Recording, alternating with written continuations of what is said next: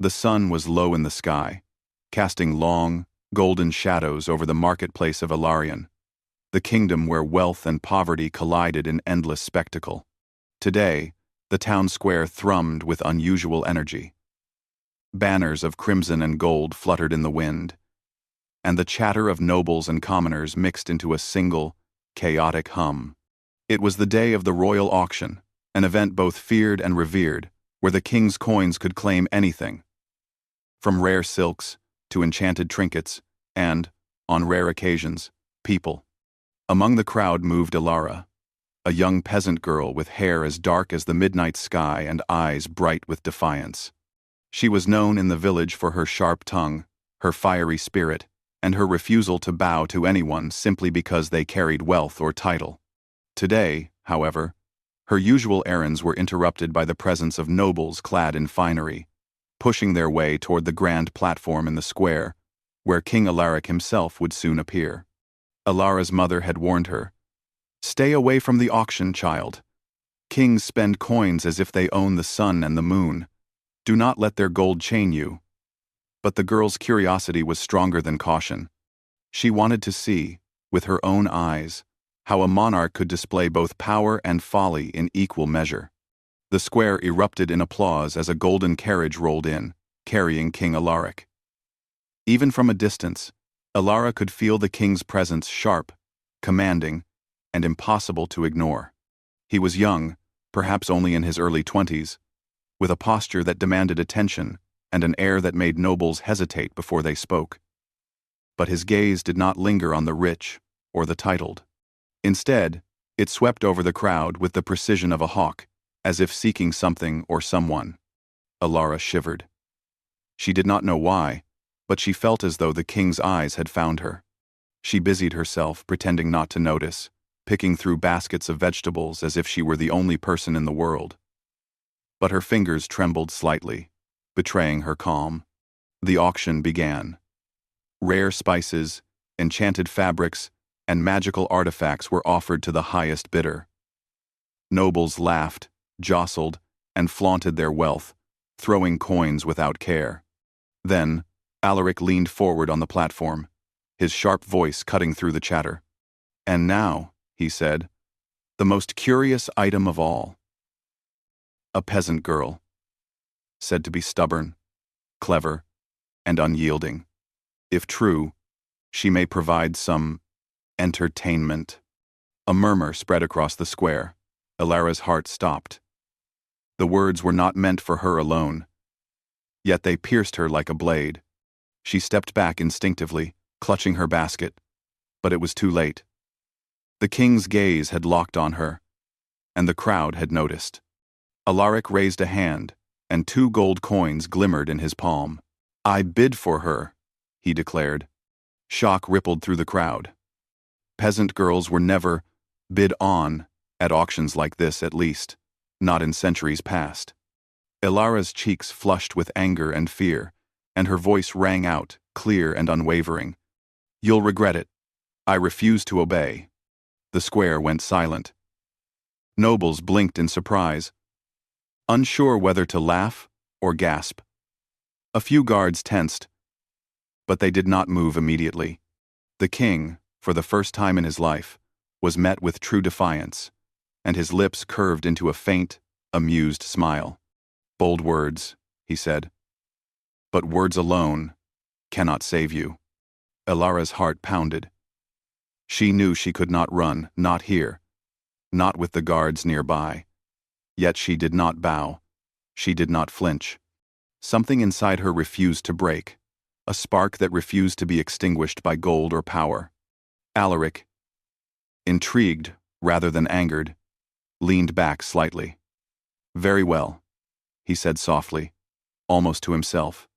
"Let us see if spirit alone can survive the palace." The auction ended, but the attention on Ilara did not. Guards approached her, offering a mixture of courtesy and command. She followed, not because she had a choice, but because resistance would only bring harsher consequences. Her mind raced, imagining the gilded halls of the castle and the silent whispers that must have greeted every girl brought before the king. By the time the carriage arrived to take her to the palace, the sky had turned a bruised purple, and the first stars shimmered above. Elara looked back at the marketplace. The villagers stared from the distance, some with pity, some with admiration. She clutched her small satchel, filled with nothing more than a few coins, a loaf of bread, and the hope that courage could be a shield stronger than steel. The ride to the castle was quiet. Alaric did not speak, only observed her through the glass, noting the tension in her shoulders, the fire in her eyes.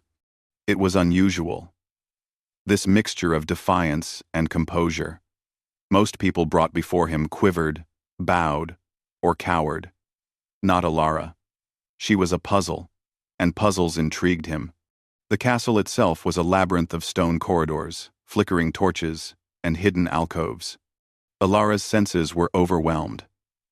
The smell of burning oil, the chill of marble floors, the low hum of distant voices. Yet, she did not falter. She kept her head high, meeting the eyes of servants and guards alike, refusing to show weakness. By the evening, she was led to a small chamber that would be her quarters. It was sparsely furnished. A narrow bed, a wooden table, and a single candle flickering in the corner. The room felt less like imprisonment and more like a challenge. Elara paced the floor, listening to the sounds of the castle settling around her. Somewhere beyond the stone walls, the king's laughter echoed faintly. Alone, she let her thoughts roam. She wondered why Alaric had chosen her. Was it curiosity, cruelty, or some strange desire to see whether her defiance could be broken? She refused to let the question terrify her. Instead, she vowed silently, "I will not bend. I will not obey. Not for coins, not for power, not for a crown." Hours passed. Outside her window, the moon rose high, painting silver patterns across the stone courtyard. Elara stepped closer, resting her hands on the cold sill, and whispered to herself, "If I survive this, I will make sure my spirit remains mine." Alone. A sudden shadow crossed the courtyard. Elara froze. It was a raven, unlike any she had seen before. Its feathers shimmered black as midnight, tipped with streaks of crimson. It landed near the fountain, tilting its head as if observing her. The bird's presence sent a shiver down her spine. She had heard tales of ravens as omens, messengers of curses and secrets. The raven cawed once, a harsh, chilling sound, then took off into the night, disappearing as quickly as it had appeared. Elara's heart raced. Something had shifted. An unseen thread now bound her fate not just to the castle, but to the king himself. She did not yet know whether the thread was a blessing or a curse, but she felt its weight, a quiet tug against her stubborn heart. As dawn approached, Elara fell into a restless sleep. Dreams of the marketplace, the king, and the strange raven entwined into a tapestry of fear, defiance, and unspoken attraction. She dreamed of hallways lined with shadows and whispers, of a throne that seemed both distant and inevitable. Most of all, she dreamed of herself standing firm, refusing to yield. When morning came, she awoke to the distant echo of trumpets. The castle was alive, buzzing with preparations for the day. Servants whispered hurriedly, and guards patrolled the corridors. Elara, dressed in the simple garments provided to her, refusing to wear the ornate gown, meant to make her appear acceptable to courtly eyes. Her reflection in the small mirror showed a girl unbroken, defiant, and resolute. A knock sounded at the door. Elara opened it cautiously, finding a young page standing there, holding a tray with bread and a note. She accepted the bread silently, but her eyes flicked to the note. Unfolding it, she read the king's words, written in careful script. "Meet me in the garden at dusk. Do not fear. Come as yourself." Elara's fingers trembled slightly. The note was polite, almost gentle, yet she knew that nothing in the castle could ever be simple. Meeting the king alone was dangerous, yet something in her heart urged her to go. Defiance, curiosity, and a strange, unspoken attraction all mingled within her. As the sun began its descent, casting long shadows across the castle walls, Ilara made her way to the garden. The gardens were vast and wild, a tangle of hedges, fountains, and secret paths. Here, nature seemed almost to reclaim its freedom, as if the castle itself could not hold it. There, in the center of a fountain lined with silver lilies, stood King Alaric. He did not bow or gesture as if commanding. He merely waited, watching her with an intensity that both unnerved and fascinated her. "You came," he said, his voice calm but edged with something unspoken. "I did," Ilara replied, her tone steady. "Because I will not run from what is inevitable. But make no mistake, I will not obey you simply because you have coins or a crown." Alaric studied her, and for a moment, the world seemed to narrow to just the two of them. "I am curious, and perhaps I am foolish, but I wish to know the girl who refuses to bend." Ilara's heart beat faster. A mixture of caution and something she did not dare name. The garden, with its shadows and silver light, felt like a stage set by destiny itself. A sudden rustle in the bushes made her glance aside. The wind carried the faint sound of wings, a raven again, its crimson-tipped feathers gleaming even in the fading light. It circled once before disappearing into the night sky. Ilara swallowed, feeling the weight of unseen forces pressing close. She realized, even now, that her defiance was not merely a personal stance. It had become a matter of fate, and the king, young and commanding as he was, would play a role in that fate whether he understood it or not. Alaric stepped closer, his expression unreadable. "Ilara," he said softly, "I did not bring you here to command you. I brought you here to understand you. Perhaps, even to learn from you." Ilara met his gaze steadily. "Then learn quickly," she said, "because I will not be tamed. I will not be claimed." The air seemed to hold its breath. Somewhere in the depths of the garden, the shadows thickened. The wind carried a whisper, an echo of a curse, an omen, and the promise of trials yet to come. And in that quiet, fleeting moment, both the peasant girl and the king understood one undeniable truth. Nothing in the kingdom would ever be the same. Cliffhanger. As the sun dipped below the horizon, a hidden chamber beneath the castle walls glowed faintly with crimson light. Inside, a shadowed figure traced the edges of an ancient scroll, muttering words in a language older than the kingdom itself. Their eyes fixed on the garden above, where Ilara and Alaric stood in tense silence. And they whispered, "The bond is forming, and the curse will awaken."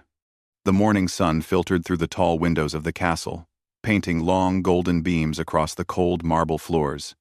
Birds sang faintly in the gardens below, but inside, the castle seemed alive with whispers and tension. Guards moved silently along the corridors. Servants scurried with hurried purpose. And the nobles, ever watchful, murmured about the peasant girl who dared defy the king. Ilara had spent her first night in the castle awake more than asleep, listening to the wind sigh through the stone halls and pondering the strange note from King Alaric. He had invited her into the garden the previous evening, not with commands or threats, but with words that unsettled her in ways she could not name. There had been no arrogance, no desire to break her, only curiosity. And that curiosity had a weight she could feel pressing against her heart. Now, dressed in a simple tunic the color of twilight, she made her way toward the throne hall. Today, she was to attend a gathering of the nobles, a test, or perhaps a trap. She could not yet tell. She kept her head high and her steps steady, refusing to give the slightest hint of fear. The hall was vast, a cathedral of stone and gold, its walls lined with tapestries depicting battles long past. heroes of the kingdom frozen in eternal glory. Nobles in shimmering gowns and embroidered tunics whispered behind fans and jeweled hands. Their eyes flicked to Alara as she entered, a mixture of curiosity and disdain in their gaze. She ignored them, focusing on the throne where Alaric sat, as tall and commanding as a mountain peak. "You are punctual," he said, his voice calm but carrying a quiet authority. He gestured to the empty chair beside the throne. "Sit." Alara hesitated. Sitting beside a king could be interpreted as submission, yet standing could be seen as disrespect. Carefully, she chose the chair closest to the dais, but not beside him, maintaining a respectful distance that still allowed her independence. Alaric's eyes lingered on her as the nobles began their ceremonial greetings. He introduced her not as a peasant girl, but by name Alara, acknowledging her presence as if she belonged. The subtle gesture caused whispers to ripple through the hall. Some admired the king's fairness. Others grumbled, displeased that one so low-born was given attention. A noblewoman, tall and proud, approached. "Surely, Your Majesty," she said with a haughty smile, "this is not a common practice. Why honor her presence above others of noble blood?" Alaric's gaze was steady. Because courage and defiance deserve recognition, not fear, and perhaps because wisdom can wear the face of anyone, regardless of birth. Alara felt her heart quicken. His words were gentle, yet they carried power. Power that acknowledged her strength without diminishing her pride. For the first time, she wondered if the king's interest was more than a whim. The nobles turned their attention to the day's events. Discussions of taxes, borders, and alliances, with political maneuvering as sharp as the swords displayed in the hall. Alara observed quietly, noting the subtle gestures, the hidden tensions, and the unspoken rivalries. Despite her youth, she sensed the delicate balance of power in the court. Alaric noticed her attentiveness. He leaned slightly and whispered, "You see much. That is both a gift and a danger here. Court eyes are quick to judge those who notice too much."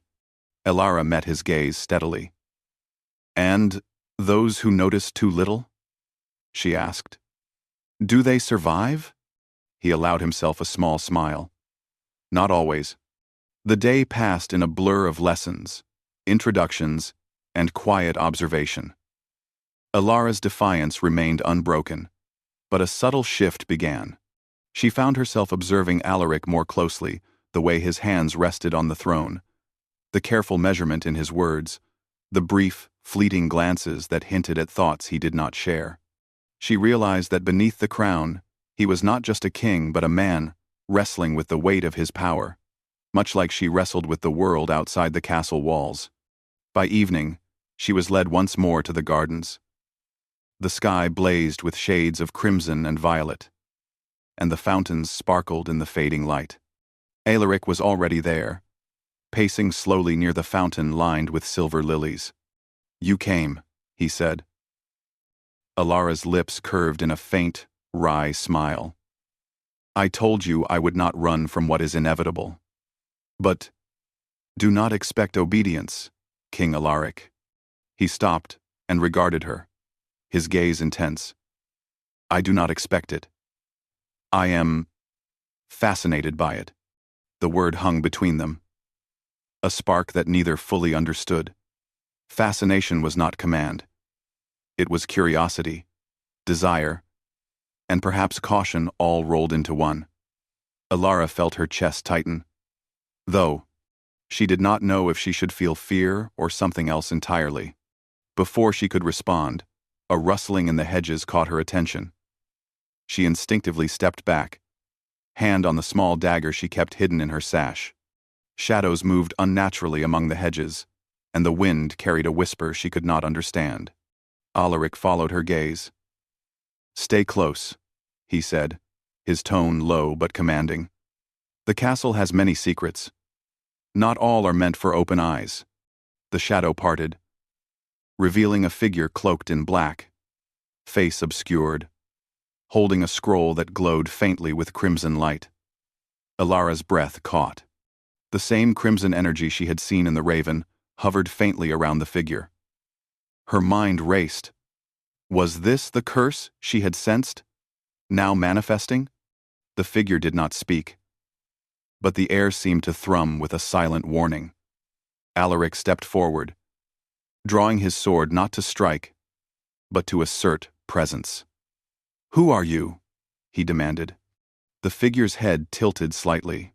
Then, without a word, it disappeared into the shadows, leaving only the faint echo of ancient language whispered into the night. Ilara felt a shiver run down her spine. Alaric's expression darkened. "I feared as much," he said, "and I suspect it is tied to you more than to me. Yet, somehow, it has chosen this moment to awaken." Ilara took a deep breath, steadying her racing heart. "Then we face it together," she said. The words surprised her as much as him. She had not expected to offer alliance, but her defiance had grown into something more, something that demanded action. Alaric studied her for a long moment. Then, slowly, he nodded. "Together. Then. But you must trust me at least enough to survive what is coming." Night fell over the gardens, and the first stars pierced the dark velvet sky. The castle seemed to hold its breath as they stood side by side. The bond forming between them was fragile, shaped by necessity, courage, and an unspoken tension neither dared name aloud. Days passed. Ilara navigated the castle with cautious confidence, learning its corridors, hidden stairways, and silent servants. Alaric did not command her obedience.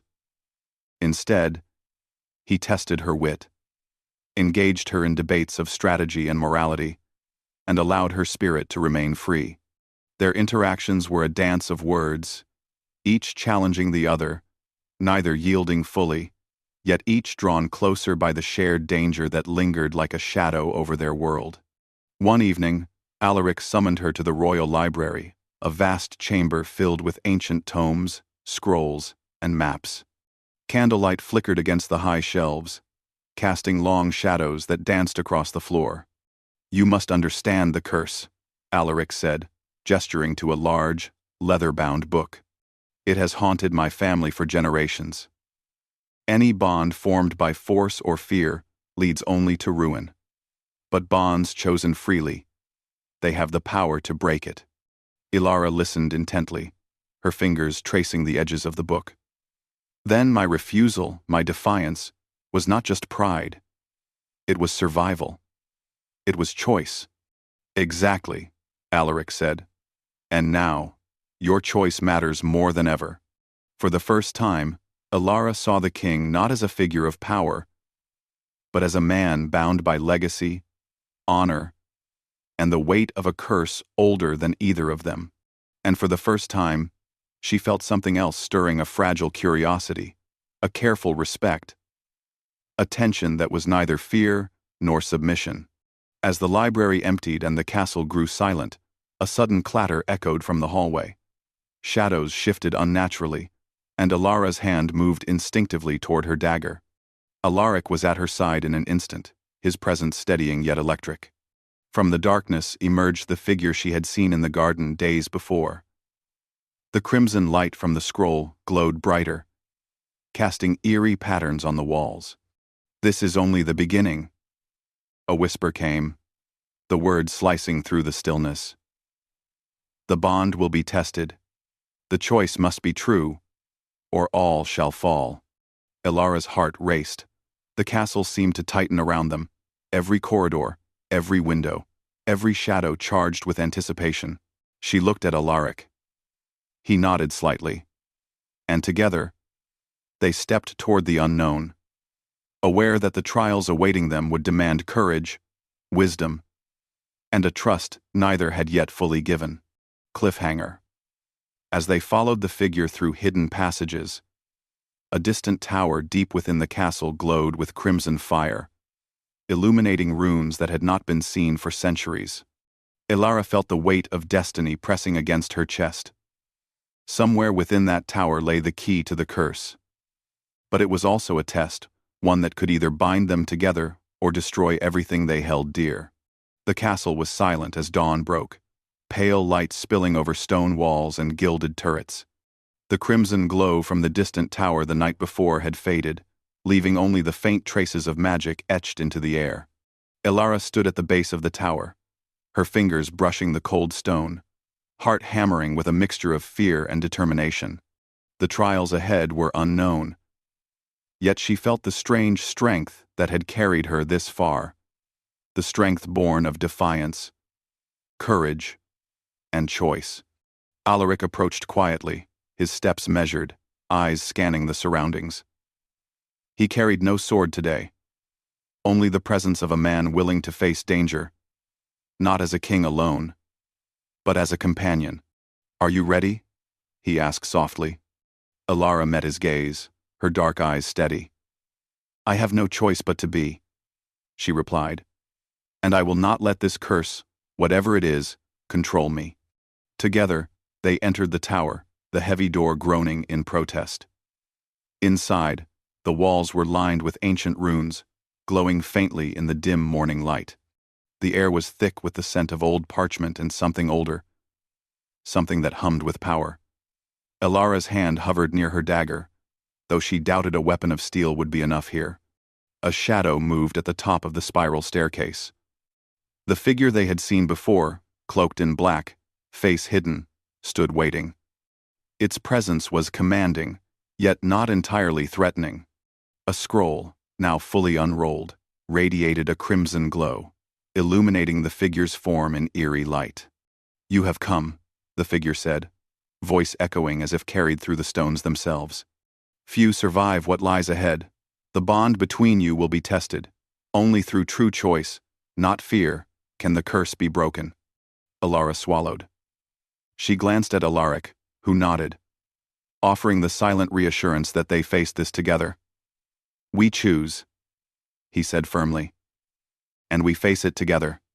The figure inclined its head, then vanished in a swirl of shadow, leaving the stairwell empty, except for the faint glow of the runes.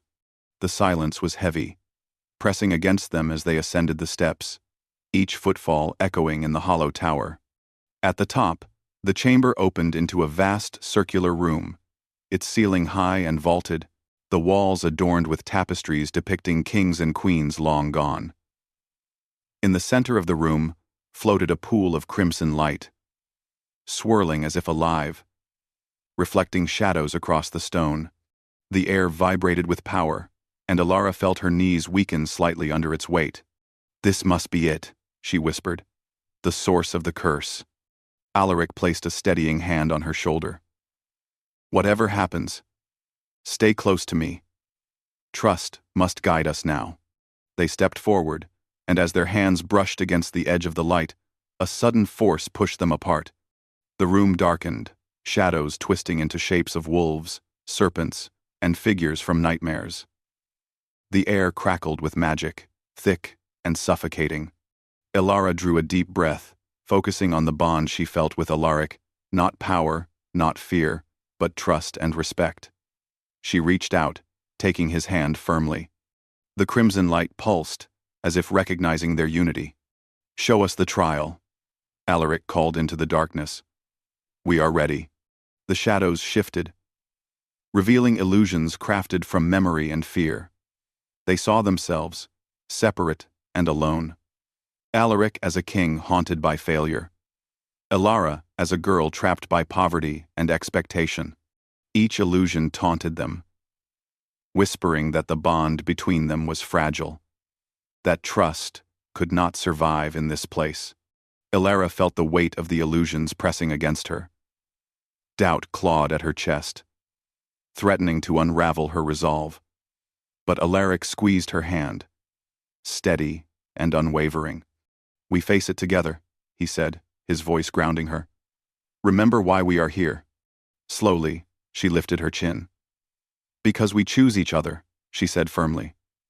"Not for coins, not for power, not for fear. We choose because we respect and trust."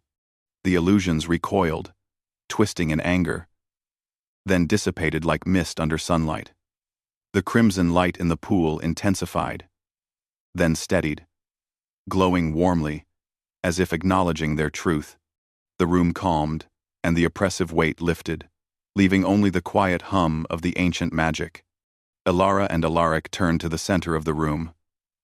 The pool of light formed into a floating crystal, pulsing gently. It hovered between them, radiating warmth and understanding. Alaric reached out, and Elara followed, their hands touching the crystal together.